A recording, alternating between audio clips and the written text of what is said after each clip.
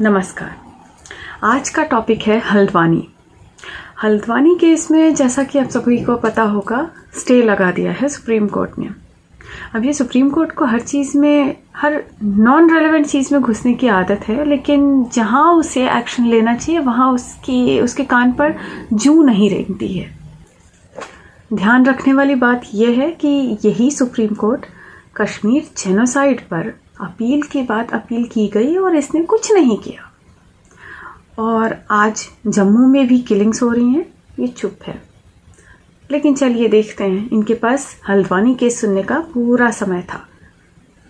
तो आइए अजीत जी के साथ इसी का विश्लेषण सुनते हैं।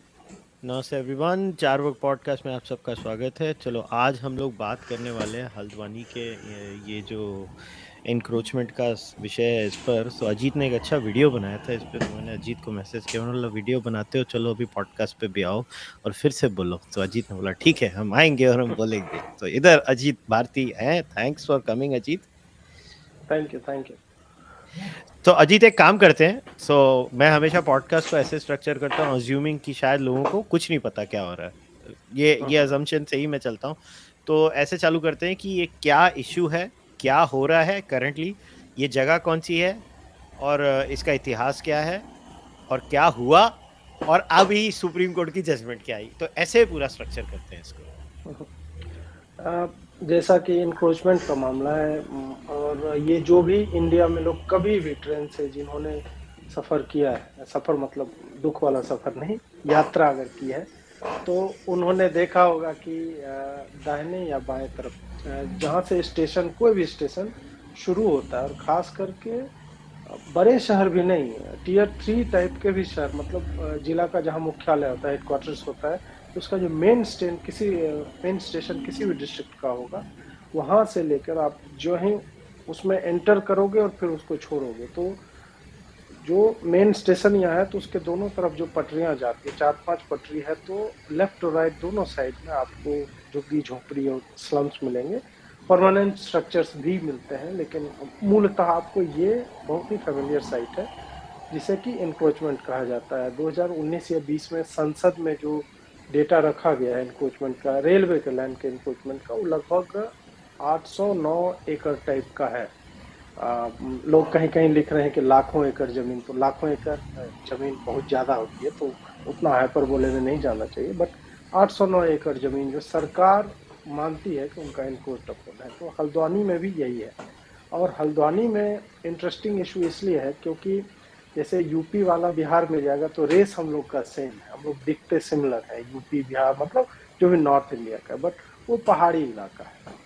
पहाड़ी इलाका का रेस बिल्कुल अलग है, उनकी हाइट अलग होती है, उनका स्किन टोन अलग होता है, उसके फीचर्स अलग होते हैं। तो इससे आपको पता चल जाएगा कि कौन बाहरी है और कौन यहाँ का है। हल्द्वानी में वही हुआ जो अभी हरिद्वार में हो रहा है और जो देहरादून में हो रहा है। तो हल्द्वानी में ये काफ़ी समय पहले हुआ, मान लीजिए कि 20-30 साल से अधिक मतलब इसका है नहीं, क्योंकि गढ़वाल में फिर भी कुछ मुस्लिम्स थे, 1-2%। कुमाऊं रीजन जिसमें ये आता है वहाँ पे नगण्य थे, नहीं थे ये। और अचानक से ये जब नया स्टेट बनता है, वहाँ से ये शूट अप कर जाता है मुस्लिम्स का पॉपुलेशन का ग्रोथ रेट, और डिकेडल ग्रोथ है 40%, 40% डिकेड ओवर डिकेड। हिंदू का ग्रोथ रेट उसी समय में है, मुझे लगता है 16% या 24 ऐसे ही कुछ है। तो ये अब यहाँ पे कहीं से लोगों को लाया गया, वो बसाया गया। पहले कुछ लोग आए थे और अब बोला जा रहा है 4,365 परिवार है, और उनकी जनसंख्या टोटल 50,000 के लगभग बताया, मतलब 12 से 13 लोग प्रति परिवार। 12.5 ये मेरे समझ में नहीं आया, मतलब ये तो इवन एक्सट्रैपोलेटेड फर्टिलिटी रेट्स के भी बियॉन्ड है। हाँ, नहीं तो जब पर्पस आपका रहेगा कि आपको एक्सपोनेंशियली स्प्रेड आउट करना है, तो उसमें तो इसमें ये नहीं है कि सब उन्हीं के बच्चे हैं, ये उन्होंने लाया और एक मकान में इतने लोग रह रहे हैं। और मुझे ये भी नहीं 50,000 वाला डेटा भी मुझे थोड़ा सा डाउट है। 25,000 तक आप रखिए, 25 से 30,000 होगा 50,000 इसलिए बोल रहे हैं कि उसका ह्यूमन वाला जो है ना वो इमोशनल अपील ज्यादा है कि यार 50,000 लोगों को निकाला एग्जैक्टली जाए। मैं यही चाहता था आप बोलो, क्योंकि ये जो स्पिन दिया जा रहा है ना 50,000 लोगों का, ये मतलब क्या इंडिया में मैथ्स यार, वैसे हमारी मैथ में बच्चे अच्छे होते हैं मगर यहाँ पे हम कुछ भी चेपते रहते हैं। मतलब 4,000 फैमिली, 50,000 लोग, आप आपस में डिसाइड कर लो यार। आप 20,000, 25,000, 30,000 समझ में आता है। हाँ मतलब अब मान के चलिए कि पर फैमिली 5, 6, 7 आप रख लो तो 30,000, 28,000, 29,000 तक जाता है। तो उतना हम मान सकते हैं कि एक परिवार में दादा दादी, माता पिता, 3 बच्चे, ऐसे करके आप मानो। दादा दादी नहीं है तो 3 की जगह 4 बच्चे कहें, बट एवरेज आउट आप कर लो तो 6 से 7 प्रति व्यक्ति रखो। तो ये यहाँ पे उतने लोग हैं और ये स्ट्रेच है लगभग 2 किलोमीटर का, और 2 किलोमीटर मतलब रेलवे लाइन के साथ साथ, और उसका डेप्थ जो है बताया जा रहा है 700-800 फीट।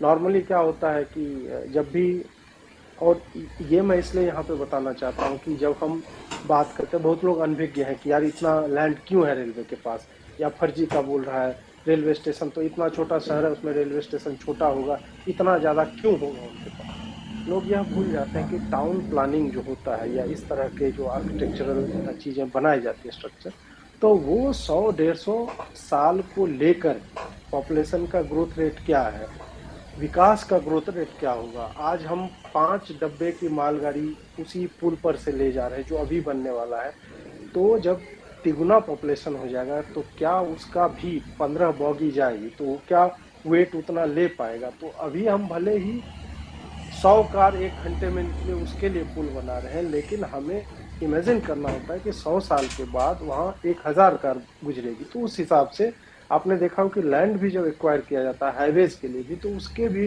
दोनों साइड में 10-10 फीट एक्स्ट्रा स्पेस रहता है। आप जब भी सुनते हैं कि अतिक्रमण हो रहा है, सरकार जो है सड़क के दोनों तरफ नोच लेती है दुकानों को, वो इसलिए होता है कि भले ही सड़क 10 फीट की है, लेकिन गवर्नमेंट यह लेकर चलती है कि आगे मुझे चौड़ा करना होगा, इसलिए 5-5 फीट एक्स्ट्रा भी बनाती है सड़कें। तो वही यहाँ पर भी हुआ है कि वो जगह है रेलवे की, और उसमें ये लोग पिछले 20 साल में मूलतः अधिक आए।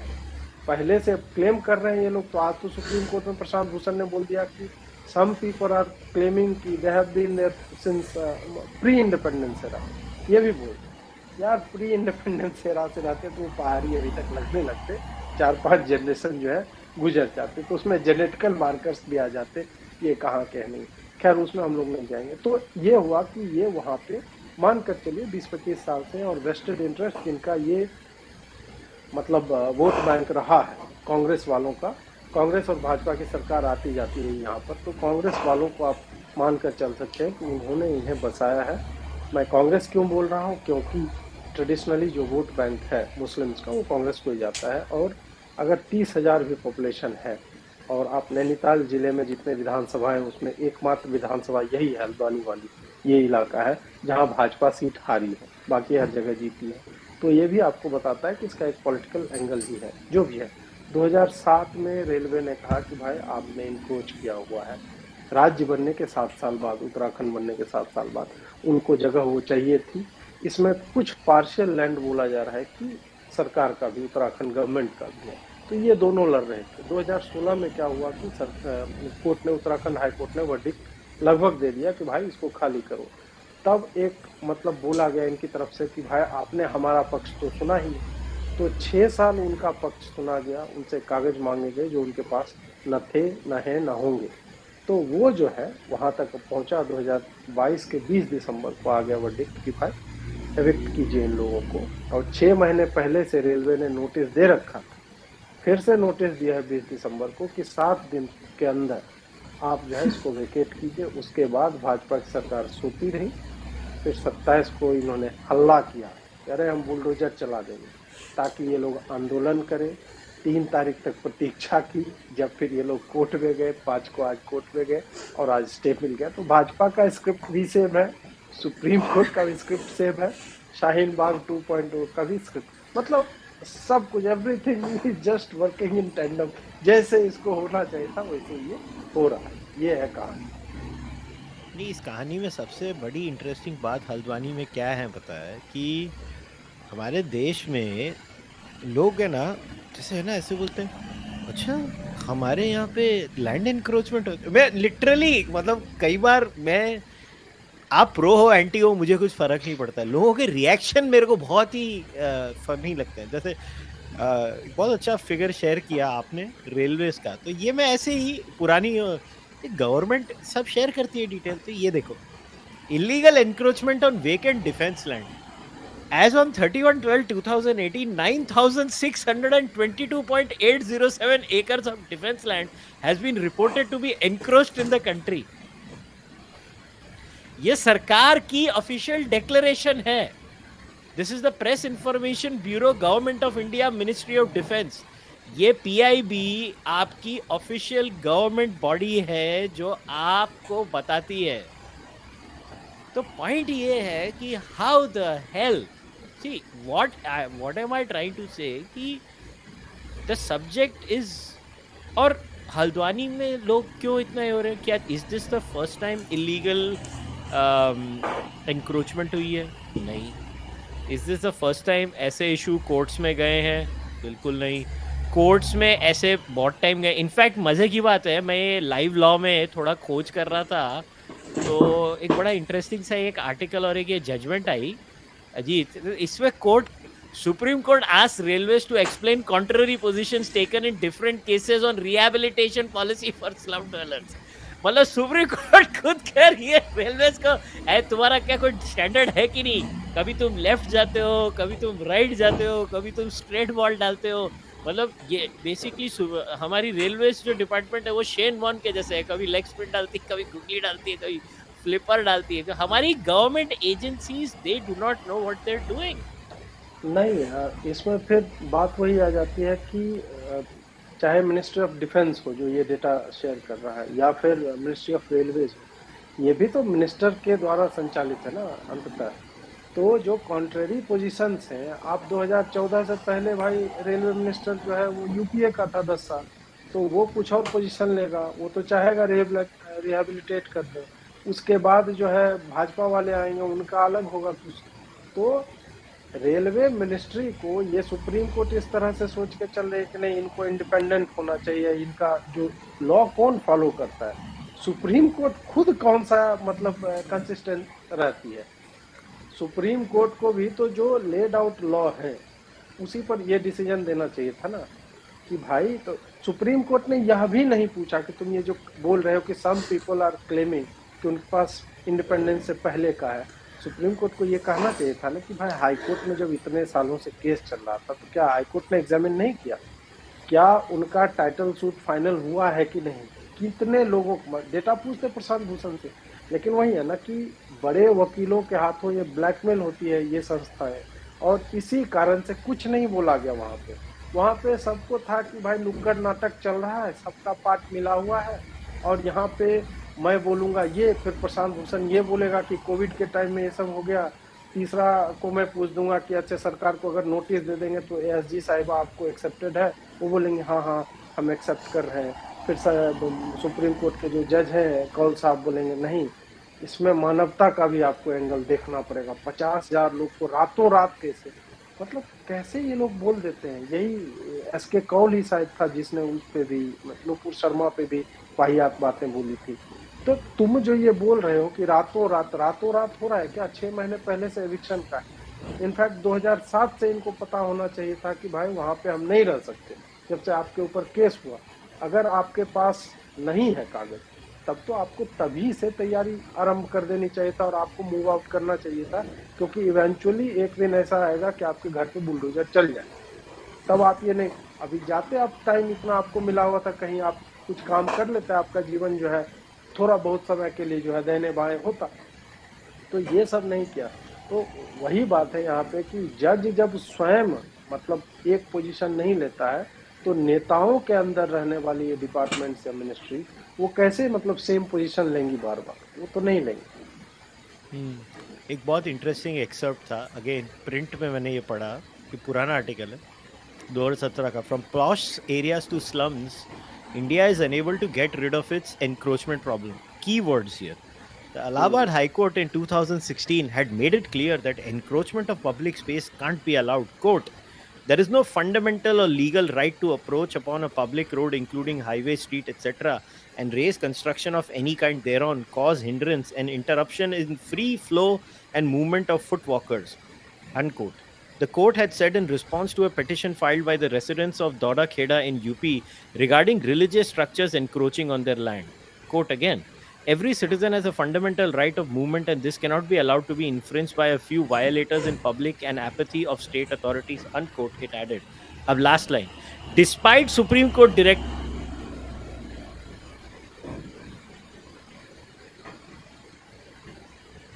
the same or nearby spots after some time. बस यही होता है. मैं मुंबई में रहता हूँ अजीत. मुंबई की ये कहानी है कि आप कुछ भी कर लो, आपको जो ट्राई करना है कर लो, जितने जतन करने हैं कर लो, जैसे करना है कर लो.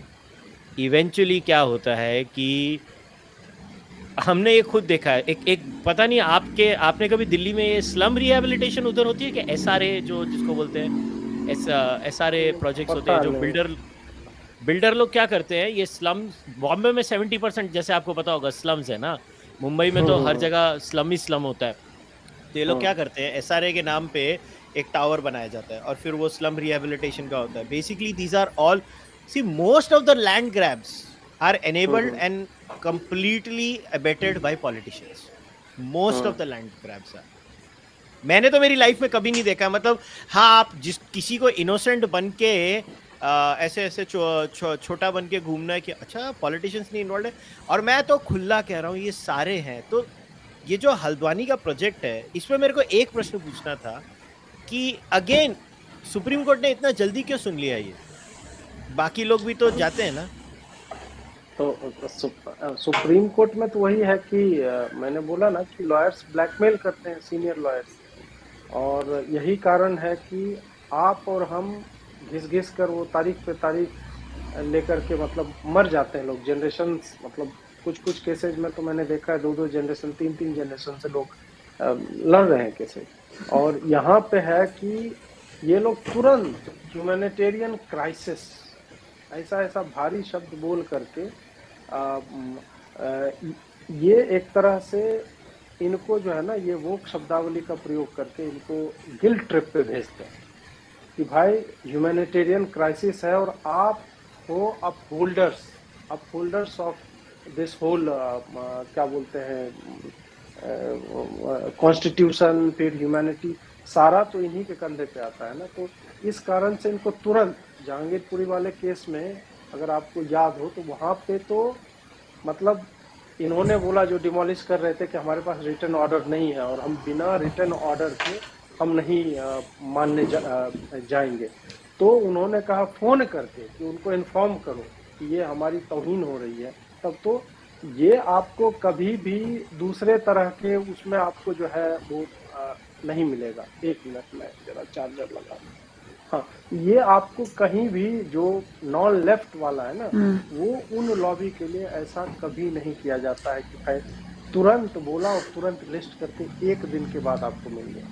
तो और इसमें भी सरकार का भी देखिए कि सरकार भी वेट कर रही थी कि कब ये लोग जाके यार जाओ जल्दी जाओ थोड़ा केस करो तो मेरी इज्जत बचेगी. जो डबल इंजन की सरकार है तो वही बात है कि they are always getting blackmailed by मतलब कोहोर्ट ऑफ लॉयर्स जो हमेशा इनको कई लॉयर्स डांट देते हैं. सुप्रीम कोर्ट के जजों को डांटते हैं इनको. 1-2 बार तो मुझे जेठमलानी का याद है कि उसने तो चीफ जस्टिस को बोल दिया कि I have refused that chair 5 times तो टोन इट डाउन. ऐसे करके बोलते हैं ये लोग. तो इस तरह के लोग हैं तो क्यों नहीं इनकी सुनवाई होगी. नहीं, और ये प्रॉब्लम है ना हल्द्वानी की, मैं इसका दोषी लोगों से ज़्यादा नेताओं को देता हूँ. क्योंकि आप बहुत सही कहा, सिर्फ वोट पाने के लिए लोगों को लाके ठूस के जिधर रखा जाता है, जगहों की डेमोग्राफी चेंज की जाती है और उसके बाद कुछ भी ऑक्यूपाई कर लिया जाता है. और गवर्नमेंट कितनी बेशर्म है. देखो गवर्नमेंट की बेशर्मी की एक और मिसाल ये है रिपोर्ट आउटलुक से. नंबर पढ़ के आदमी का दिमाग काम करना बंद कर देता है. Over 3 lakh hectare of reserve forest land under encroachment says the government. अब ये पढ़ते हैं. More than 3 lakh hectare of reserve forest land is under encroachment, with the highest illegal occupancy of such forests in Madhya Pradesh, the Environment Ministry said on Thursday. Responding to a query raised in Rajya Sabha, Minister of State for Environment Ashwini Chaubey said his ministry has written to the states and union territories to remove the encroachments and ensure that no further encroachment takes place. With more than 54,000 hectares of its reserve forest area under encroachment, Madhya Pradesh has the highest illegal occupancy of forests in India, closely followed by Arunachal Pradesh, which is a very serious problem. अगर अरुणाचल में ये हो रहा है, even from a national security perspective, with 53,450 hectares of enclosed land. मतलब ओडिशा है इसमें, जैसे ओडिशा है 33,154, झारखंड 29,048, उत्तर प्रदेश 27,325. ये यूपी का तो मुझे पता नहीं, बाकी सारे ट्राइबल लैंड्स होंगे, ट्राइबल एरियाज होंगे, तो उसमें उसमें मेन बात यही होगा कि हाउ डू यू डिफाइन कि रिजर्व फॉरेस्ट एरिया है. हो सकता है कि वहाँ कुछ लोग रह रहे होंगे सदियों से और उसको गवर्नमेंट ने बोल दिया कि ये एरिया जो है ये रिजर्व फॉरेस्ट एरिया है, तो इस कारण से होगा. क्योंकि ये बहुत बड़े बड़े मतलब 54,000 एकड़ हेक्टेयर में तो एकड़ बहुत ज़्यादा होते हैं, तो उस हिसाब से देखा जाए तो मतलब ये बहुत बड़ा एरिया है. और मेनली उसमें भी छत्तीसगढ़ तो अब हट गया, उसके बाद भी मध्य प्रदेश में बहुत बड़ा रीजन जो है वो ट्राइबल एरिया में आता, तो ये हो सकता है. लेकिन फिर भी जब डेटा आपके पास है और आप ही की सरकार है, मध्य प्रदेश में भी आपकी सरकार है, अरुणाचल में भी आप सरकार का हिस्सा हो, यूपी में भी आप ही की सरकार है, उड़ीसा में भी आपके टर्म्स उनके साथ अच्छे हैं बीजेडी के साथ, झारखंड में भी आप गवर्नमेंट में थे, अभी 2019 में आप बाहर आ गए, लेकिन उससे पहले तो आप 5 साल सत्ता में थे, तब आपने क्या किया था. तो ये डेटा सिर्फ रखा जाता है क्योंकि कोई ना कोई मांगता है, इसी कारण ये सारी चीज़ें बाहर आती है. अब इसमें एक जो बहुत बड़ा प्रॉब्लम, जैसे हल्द्वानी का ही इशू अगर हम लें कि क्या इनको एविक्ट किया जा सकता है, करने का तो कर सकते हैं, क्योंकि 1 लाख लोगों को ये खेड़ा वाला जो आपने दिखाया उसमें एविक्ट किया गया था. यही सुप्रीम कोर्ट खोरी गांव था ना, खोरी गांव था ना, खोरी, हाँ ऐसा ही कुछ था, तो वहाँ पे एविक्ट किया गया था. तो करने का तो कर सकते हैं, लेकिन क्या होता है ना कि और गवर्नमेंट के लिए भी एक ये मुझे लगता है कि ये एक अच्छा एस्केप रूट होगा. तो बोल दे ठीक है हम इनको रिहेबिलिटेट करवा देंगे और इनको कह देना 50 वापस चले जाओ, 30 यहाँ चले जाओ, ऐसे करके तोड़ तोड़ के अलग कर दे. या फिर इनको बोले कि ये जहाँ से आए हैं इनसे पूछताछ हो कि तुम कहाँ से आए हो भाई, क्योंकि ना तुम गढ़वाल के हो ना कुमाऊं के, तो तुम हमारे ऊपर क्यों बर्डन बनोगे. तुम जाओ भाई यूपी के, जहाँ के तुम एक्चुअल में हो, जहाँ का डोमिसाइल है वहाँ पे जाओ. तो ये करके इनको जो है फिजल आउट एक तरह से किया जा सकता है. लेकिन वही है कि ये जो है ना, ये जो हल्द्वानी में हो रहा है वो हर साल आपको एक लार्ज प्रोटेस्ट चाहिए. ये जो दिसंबर 2019 से चालू हुआ और फिर दंगे हुए हिंदू विरोधी, उसके बाद फिर आपको किसान आंदोलन होता है, तो अभी एक नया आंदोलन इनको चाहिए था, क्योंकि एक लंबा समय हो गया था कोई आंदोलन नहीं था. तो इसमें पोटेंशियल था. आप देखिए किस तरह से ऑर्गेनाइज किया गया, जुबैर ने आवाज़ लगाई, लोग आने लगे, पूरा कवर होने लगा और नेशनल मीडिया में भी ये इशू आ गया. और सब में ह्यूमन वाला एंगल के, नहीं भाई ये मानवता के दृष्टिकोण से आपको देखना. वहाँ स्कूल है, मुस्लिम लड़कियां बोल रही शिक्षा का मंदिर है हमारा, स्कूल नहीं बोल रही वो, शिक्षा का मंदिर, एकदम सिखाया हुआ तोता रटन शब्दावली है. उसी तरह से 4 साल की बच्चियों को यहाँ पर लाया जा रहा है. तो ये पूरा का पूरा जो ये इतने लोगों को आप एक साथ कहीं बसा नहीं सकते हैं, और वो करना भी नहीं चाहिए. गवर्नमेंट के लिए बहुत अच्छा रास्ता है, बोले कि हाँ हम कर देंगे, उसके बाद कुछ ना करें, जैसा कि सरकार करती है. कश्मीरी पंडितों को कहाँ बसा दिया तुमने, हर साल तो बोलते हो ना भाई. तो यही बात यहाँ पे बोलो कि हाँ हमारे पास प्लान है, वहाँ पेपर दिखा दो कोर्ट, उसके बाद कोर्ट को भी पता है कि कोई नहीं पूछने आएगा, उसके बाद वो हाय तौबा मचता रहेगा. तो गवर्नमेंट के पास ये एक तरीका है अगर वो करना चाहती है तो. लेकिन मुझे नहीं लगता कि भाजपा सरकार ऐसा करना चाहती है. यही तो गड़बड़ है. सरकार को तृप्तिकरण करना है, स्नेह यात्राएं निकालनी है उन इलाकों में जाके, वहाँ पे बताना है कि हम आपके लिए क्या कर रहे हैं, हमने आपको ये दे दिया, हमने आपके लिए वो करवा दिया. तो तरीके बहुत हैं सरकार अगर करना चाहे तो, लेकिन मुझे लगता नहीं है कि ये लोग करेंगे। हाँ, ये अभी बोलना मुश्किल है। वैसे वैसे मीडिया मैनेजमेंट आपकी माननी पड़ेगी। कुछ दिखाना चाहता हूँ अप्रिशिएबल। क्लेम देखो, Punjab government claims to have taken back 9053 acres of encroached land. पहली बात है, इतना लैंड एनक्रोच था, इतना लैंड एनक्रोच था। भगवान मान कहते हैं कि हमने इतना लैंड वापस ले लिया है, हम ऑसम हैं, हम ये हैं, हम वो हैं। सो और सेम वैसे लैंड एंक्रोचमेंट का इशू है ना, कुछ स्पेसिफिक स्टेट्स में ज़्यादा है। असम में बहुत है, एमपी में फॉरेस्ट लैंड है, वो वहाँ पे भी बहुत है, पंजाब में बहुत है, वेस्ट बंगाल में बहुत है। There are certain areas India में। इनफैक्ट मुझे याद है कि इंडिया टुडे में एक स्टोरी आई थी बहुत साल पहले, मुझे कभी भूलेगी नहीं वो स्टोरी। ये मतलब इलीगल लैंड ग्रैबिंग एक एग्जिस्टेंशियल क्राइसिस, यहाँ तक लिखा था उसको वो लोग ने कि it is literally N existential crisis कि इलीगल लैंड ग्रैबिंग है। तो आप देखिए है ही ना, एग्जिस्टेंशियल क्राइसिस कैसे नहीं है। आप हल्द्वानी में अगर एक सीमित इलाके में 50,000 मुस्लिम लोग आ जाए, जो ना तो रेसियली वहाँ के हैं ना ही रिलीजियसली, मतलब किसी एंगल से उनके वहाँ होने का कोई मतलब नहीं है, लेकिन वो लोग वहाँ पर हैं, तो इसका मतलब यह है कि कहीं ना कहीं ये पूरा जो है एग्जिस्टेंशियल क्राइसिस तो है। क्योंकि ये लोग अभी मुझे किसी ने एक ट्वीट का थ्रेड भेजा है, उसमें आप देखेंगे कि यहाँ पे इलीगल ड्रग्स का व्यापार होता है, क्राइम रेट उस इलाके में बहुत ज़्यादा है। ये लोग पुलिस स्टेशन पे हमला करके पुलिस स्टेशनों को मतलब बर्बाद कर दे रहे हैं, उसको फूकने की चेष्टा करते हैं। मतलब 27-28 क्राइम पिछले 5-6 साल में है, जो बड़ा है, जो खूब न्यूज में आया है। इसमें ड्रग्स का, सिरिंज का और फलाना डिम का, ये सब बहुत ही ज़्यादा है। और ये इलीगल क्राइसिस एग्जैक्टली क्यों था, ये एग्जिस्टेंशियल क्राइसिस? अच्छा, तो यदि सही में एक ह्यूमैनिटेरियन क्राइसिस है और जैसा कि ये लोग विक्टिम कार्ड खेलते रहते हैं, तो जो सेकेंड लार्जेस्ट लैंड ओनर है इंडिया में, वक्फ बोर्ड, कहाँ है वो?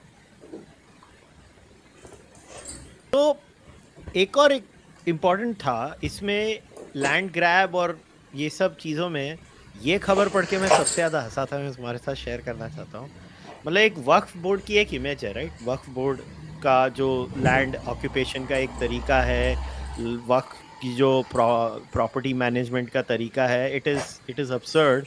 बट ये पढ़ के मेरे को एक्चुअली में हंसी भी आई, क्यों हंसी आई पता नहीं, मगर ये एक रिपोर्ट थी प्रेस ट्रस्ट ऑफ इंडिया की, बिजनेस स्टैंडर्ड में आई थी। 17,000 Waqf board properties encroached in the country, highest in Punjab. Waqf board की एनक्रोच्ड है इस समय। सो ये आर्टिकल कहता है कि एनक्रोचर को कौन एनक्रोच कर हाईएस्ट सकता नंबर है? Of Waqf board properties under encroachment with such properties numbering around 17,000 across the country, the government told parliament. ये मेरे को समझ में नहीं आया। उसके बाद मध्य प्रदेश है, उसके बाद वेस्ट बंगाल है, उसके बाद तमिलनाडु है, उसके बाद कर्नाटक है। So they have around 24 states का data, and as per this data 5,94,139 immovable work properties have been registered on the portal, और 98.99% records have been digitized, the minister says. Now the point is कि वक्फ board का property occupy करने का तरीका भी comedy है। तो मतलब ये क्या चक्कर है? तो वक्फ एक्ट इन इटसेल्फ इज मतलब लीगल इंक्रोचमेंट एक्ट। वक्फ की अपनी कौन सी प्रॉपर्टी है? कौन बावर लेके आया? गुंडा है बेसिकली। वक्फ की अपनी कौन सी प्रॉपर्टी है? वक्फ तो पूरा का पूरा उसका तो मतलब उसका तो सिनोनिम है encroachment. Waqf act is actually Muslim legal encroachment act, ऐसा कुछ उसका नाम होना चाहिए, क्योंकि उसमें तो ये नरसिंहा राव की सरकार थी जब ये वक्फ का एक्ट को और ये कर दिया गया कि आप जहां हाथ रख दोगे वो आपका हो जाएगा जमीन।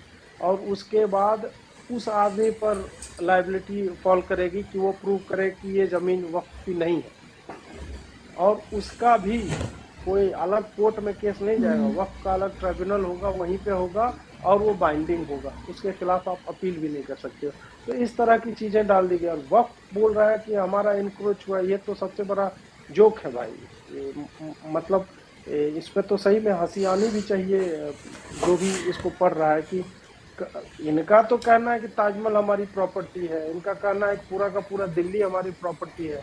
उस हिसाब से चले, लुटियंस दिल्ली का बहुत बड़ा एरिया वक्फ की प्रॉपर्टी है, और इसको अरविंद केजरीवाल ने और कांग्रेस की सरकार ने वक्फ के नाम ट्रांसफर किया है। अभी तक ये लोग करते रहे। दिल्ली में 130 गवर्नमेंट की शायद प्रॉपर्टी जो थी, 130 केंद्र सरकार या राज्य सरकार का जहां जहां ऑफिस है वो रहता है वक्फ की प्रॉपर्टी पे है, वो वक्फ की संपत्ति है, उस पे है, और वक्फ वाले बोल रहे हैं कि इसको खाली करो। ये सब ऑन रिकॉर्ड है। नहीं, मगर ये फैसिनेटिंग है ना कि एक तो वाह। वक्त का जो प्रॉपर्टी को क्लेम करने का सिस्टम है वो इतना थर्ड क्लास है, और उसके बाद वक्त कंप्लेंट कर रहा है। जब मैंने मेरे को जब मैंने ये पढ़ा था तो मेरी हंसी कंट्रोल नहीं हुई। इसको क्या बोलते हो इंग्लिश में, पॉट कैलिंग द केटल बैक या कुछ ऐसे बोलते हैं ना। मेरी अंग्रेजी बहुत कमज़ोर है। सो मतलब यहाँ उल्टा चोर कोतवाल को डांटे, अगर हम हिंदी में कहें तो, जिसको कहते हैं। तो अगर हम लोग ये जो इलीगल एंक्रोचमेंट को देखो, हल्द्वानी जैसा मैं एग्री करता हूँ उनसे, ये कैसा होता है कि हर एक्टर जो इस ड्रामा में है ना, उसकी लाइन फिक्स्ड होती है। Every actor has their line fixed. वो आके अपना लाइन बोलेंगे, हम लोग उनकी लाइन सुनेंगे, और इवेंचुअली क्या होगा, ओके अगर कोई इम्पोर्टेंट रेलवे प्रोजेक्ट होगा, see when the state wants something cleared in India, the history of India is when the state wants something it gets it. Let's be very clear. अरे इसमें अभी Twitter पे ही मैं पढ़ रहा था कि उसने बोला कि जो काम एक दरोगा करवा सकता था, एक इंस्पेक्टर वहां खड़ा होकर पूरी बस्ती खाली करवा देगा। इतना पावर होता है दरोगा के पास, और वो करवा लेते, करवाने पे आए थे। They can do it very much. मतलब वही है ना कि लेकिन करना नहीं है ना, वृत्तिकरण के उद्देश्य में जो है वो थोड़ा सा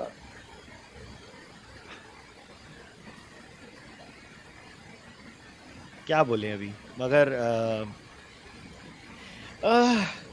सो चलो अभी अगर मैं इसको दूसरे तरीके से देखते हैं, अगर मैंने इसको एनालाइज किया कि अभी सुप्रीम कोर्ट में मामला गया, सुप्रीम कोर्ट ने बोला है कि फरवरी से हियरिंग शुरू करेंगे,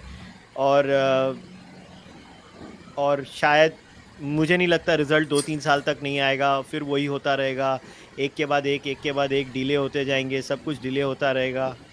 तो अब आपको क्या लगता है ये स्टोरी कितना जल्दी मर जाएगी मीडिया में? नहीं, मीडिया में तो स्टोरी मर गई, अभी ये ख़त्म हो गई स्टोरी। अब इसका कल से कोई कवरेज नहीं होगा, क्योंकि स्टे करके चलो सुप्रीम कोर्ट ने एक ये भी कह दिया कि ये जो कालीन बिछ रही थी और महिलाएं जो रोड पे बैठ रही थी वो अभी ख़त्म हो जाएगा। तो वो ये इधर से जो मूव कर रहे थे टेंट शामियाना और बल्ली लाठी लेके वहाँ पे गाड़ने के लिए, वो सब अभी तो नहीं हो पाएगा। तो एक तो ये फ़ायदा एक तरह से हो गया कि एक मूवमेंट को आपने बिल्डअप नहीं होने दिया, तो ये स्टोरी अभी मर जाएगी। 7 का इनको डेट दिया है, तो वहाँ पे क्या होगा कि ये लोग मानेंगे मुस्लिम पक्ष वाले कि इनके पास कोई कागज़ नहीं है। सुप्रीम कोर्ट ने भी क्लियरली कहा कि जिनके पास टाइटल है ठीक है, वो हम देखेंगे, एग्जामिन करेंगे। तो गवर्नमेंट भी और रेलवे भी ये क्लेम करेगी कि भाई हमारे पास लैंड रिकॉर्ड्स है और ये आज से नहीं, मतलब बहुत पहले से है, इनके पास अगर है तो दिखाएं। और अगर उनके पास होता तो वो हाईकोर्ट में ही जीत जाते, हाईकोर्ट में ही जीत जाते। वैसे एक तो लैंड एक्विजिशन होता है, अगर सरकार के पास ज़मीन नहीं है फिर भी सरकार विकास के कार्यों के लिए आपकी ज़मीन ले सकती है, और आपको जो मार्केट रेट है उसके हिसाब से ज़मीन आपको कहीं देगी और आपको छोड़ना पड़ेगा। ये लॉ पास हो चुका है और है, नॉर्मल यही होना भी चाहिए कि आप विकास के रास्ते में आपकी भी ज़मीन है तो भी आप बाधा उत्पन्न नहीं कर सकते। यहाँ पर तो आपकी ज़मीन है ही नहीं। तो गवर्नमेंट पे वही एक और केस है, हाल ही का 2021 का ही केस है, सूरत जालान एक रेलवे स्ट्रेच है वही बन रहा था, तो उसमें सुप्रीम कोर्ट ने ही कहा कि ठीक है कि आपका इंक्रोच हो गया लैंड, लेकिन आप थे कहाँ? इतने दिन के बाद क्यों आए हैं आपके पास जीआरपी होती है, रेलवे पुलिस होती है, तो वो क्या कर रही थी? उसको सरकार पैसा देती है ना भाई, वो टैक्स पेयर का पैसा, तो वो लोग क्या कर रहे थे इतने दिनों से? तो फिर भी बोला कि ठीक है, आप अभी आपको जरूरत है, हम लैंड खाली करवा देंगे, हम डायरेक्टिव पास कर देंगे, लेकिन कलेक्टर को बोलो कि इनका एक लिस्ट बनाए जितने लोग मतलब इससे प्रभावित हैं और जिनका घर चला जाएगा, और उसके बाद उनको प्रधानमंत्री आवास योजना के तहत 6 महीने के अंदर इंश्योर कीजिए कि उनको आवास मिले। तो कंपनसेशन का और रिहेबिलिटेशन का यही यहाँ पे भी पास होगा। 7 तारीख को हो, मतलब 7 को अगर बोले कि नहीं हमें एग्जामिन करना, हमें देखना है, अगर इनका कुछ मतलब इनडायरेक्ट प्रोसेस होता होगा कि 7 को जब ये बैठेंगे तो वहीं पर इनको ना दे दिया जाए कि भाई इतना ये लैंड रिकॉर्ड है, ऐसा कुछ नहीं। अगर इन्होंने स्टडी किया हो, पहले पढ़ के जाते हैं या कोर्ट में एविडेंस जो है एडमिट किया जाता है, पहले से किया जाता है, उसका स्टडी करके जाए, तब तो ये उसी दिन डिसाइड हो जाएगा। या फिर 1 आध महीना और लेंगे, या वहीं पे बोल देंगे कि ठीक है आपकी ज़मीन है, आप जो है इनको इतने ज़्यादा लोग हैं, एक प्लान बना के दीजिए। तो हो सकता है गवर्नमेंट को दूसरा डेट मिले। गवर्नमेंट अगर 3 महीने बाद की डेट मांगेगी तो 3 महीने बाद की ही डेट मिलेगी। या ये लोग जो हैं जिनको एविक्ट किया जा रहा है, उनके लॉयर बोलेंगे नहीं हमको एविक्शन ठीक है हम मान रहे हैं, लेकिन हमें जब गवर्नमेंट प्लान देगी उसके बाद हमको 6 महीने लगेंगे क्योंकि हमारे इतने परिवार है, प्लान, ये सब बहाना मारेंगे। तो ये बहुत ज़्यादा खींचेगा नहीं, इसमें है एविक्शन तय है, क्योंकि एक्चुअल में वहाँ पे रेलवे को ज़मीन चाहिए। नहीं चाहिए होता तो ये लोग इतना पुश नहीं कर रहे होते, क्योंकि रेलवे की ज़मीन, मैंने बोला ना कि यहाँ तो 29 एकड़ ही है, बाकी भी तो 800 एकड़ है तुम्हारी ज़मीन, तो हर जगह क्यों नहीं ड्राइव चला रहे? तो उन्होंने बोला कि इस स्टेशन को, क्योंकि ये उत्तराखंड का है और इसको मतलब फिनेंशियल गेटवे बोला जाता है हल्द्वानी को, उत्तराखंड का, तो वो क्रिटिकल है वहाँ का डेवलपमेंट। तो हो सकता है कि मोदी जी का कुछ प्लान हो उस क्षेत्र को डेवलप करने का, तो उस कारण इन्होंने अभी इतना पुश किया। लेकिन वही है कि इनको एंटी मुस्लिम नहीं दिखना है। भाजपा इससे बहुत बच रही है। भाजपा अभी क्या है ना, एंटी मुस्लिम से तो वो तो छोड़ो, प्रो हिंदू भी नहीं दिखना चाह रही है। भाजपा इस मोड में चली गई क्योंकि इनको लग गया कि हम कहीं सत्ता जाने वाले हैं नहीं। तो अब अपनी ये जो है सॉफ्ट हिंदुत्व वाली छवि जो है, ये सब के चक्करों में ये लोग पड़ गए। उसका क्या प्रभाव पड़ेगा वो अलग बात है, लेकिन यही है कि मुझे नहीं लगता कि ये नेक्स्ट डेट पे इनको वही मिल जाएगा कि भाई फलाने डेट को आइए, हमें एक प्रॉपर प्लान। या अगर सरकार सीरियस है और सरकार के भी लॉयर्स जो है वो सीरियस है, अगर मैं इस बात को समझ रहा हूँ कि आगे कोर्ट में क्या होगा। मैंने परसों बोला था कि इनको स्टे मिलेगा और 3 सप्ताह की मोहलत दी जाएगी, इनको 33 दिन का मिल गया, चलो 4 सप्ताह 5 सप्ताह का मोहलत मिल गया। मैं फिर आपको बोल रहा हूँ कि उस दिन बोलेगा कि आप रिहेबिलिटेशन का प्लान दीजिए, क्योंकि आज ये मेंशन किया है सुप्रीम कोर्ट ने कि what is your plan for rehabilitation. आप नहीं कर सकते, इर्रिस्पेक्टिव ऑफ द फैक्ट कि आपकी ही जमीन है, फिर भी आप नहीं कर सकते। उन्होंने बोला कि इसमें आपको दूसरा रास्ता लेना ही पड़ेगा, however critical it is for development. तो आप इन लोगों को कंपनसेट कीजिए, या तो पैसा दीजिए या फिर इनको कहीं पे प्लांट कीजिए, कहीं पे दूसरी जगह पे बसाइए। तो अगर ये लोग स्मार्ट हैं तो पहले से ही लेके जाएंगे कि ये रहा रीडेवलपमेंट प्लान और रिहेबिलिटेशन का प्लान, हम 50 फैमिली को यहाँ या पूरे को ही कहीं पे जाके ये करवा देंगे। तो वो अगर दे देंगे तो फैसला वहीं का वहीं हो जाएगा कि भाई हाँ ये है इनके पास प्लान और ये रहा आपके पास 3 महीना का विंडो है, इसको एविक्ट कीजिए, खाली कीजिए। तो ये होगा। ये मतलब बहुत ज़्यादा खींचता हुआ तो मुझे नहीं दिखता, ये खींचेगा नहीं। तो अजीत जी का मानना ये है कि ये मामला ज़्यादा खींचेगा नहीं।